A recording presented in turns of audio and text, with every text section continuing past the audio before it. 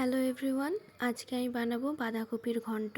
তার জন্য এখানে আমি বাঁধাকপিটাকে কেটে ধুয়ে নিয়েছি। এবারে আমি এটাকে সেদ্ধ করতে দেব।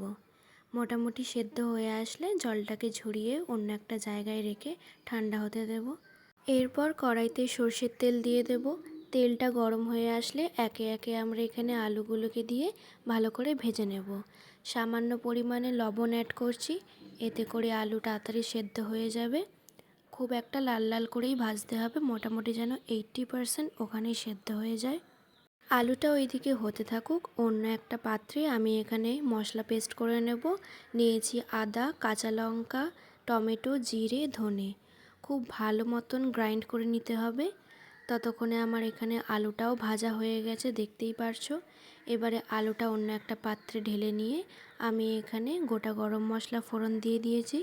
এবারে ফোড়নটা ঠিক ততক্ষণ হতে দেব যতক্ষণ না ফোড়ন থেকে একটা মিষ্টি গন্ধ বেরিয়ে আসছে। এরপর আগে থাকতে পেস্ট করে রাখা মশলার পেস্টটা এর মধ্যে দিয়ে দেব, আর তাতে দেব সামান্য পরিমাণে লবণ আর পরিমাণ মতন হলুদ দিয়ে ততক্ষণ মতন কষতে হবে যতক্ষণ না এই রকমভাবে তেল বেরিয়ে আসছে। দেখতেই পারছো খুব ভালো মতন মশলাটা কষানো হয়েছে আর কত সুন্দরভাবে তেলটা বেরিয়ে এসেছে।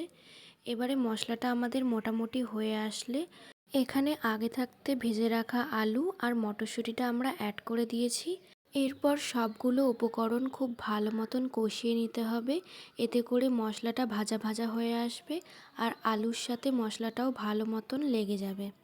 এরপর আমরা এখানে অ্যাড করে দিয়েছিলাম বাঁধাকপিটাকে, আর এবারে মশলার সাথে বাঁধাকপিটাও আমরা এখানে কষিয়ে নেব। তোমরা হয়তো সবাই জানো অন্যান্য তরকারির থেকে বাঁধাকপির তরকারিটা একটু টাইম লাগে, কিন্তু মোটামুটি আমাদের এই পর্যায়ে কিন্তু হয়ে এসেছে।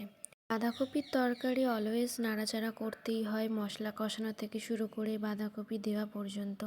তাই এক হাতে ফোন ধরে এক হাতে এরকম খুন্তি নিয়ে নাড়াচাড়া করা একটু ডিফিকাল্ট হয়ে যায়। বলতে বলতে আমাদের বাঁধাকপিটা এখানে মোটামুটি হয়ে এসেছে।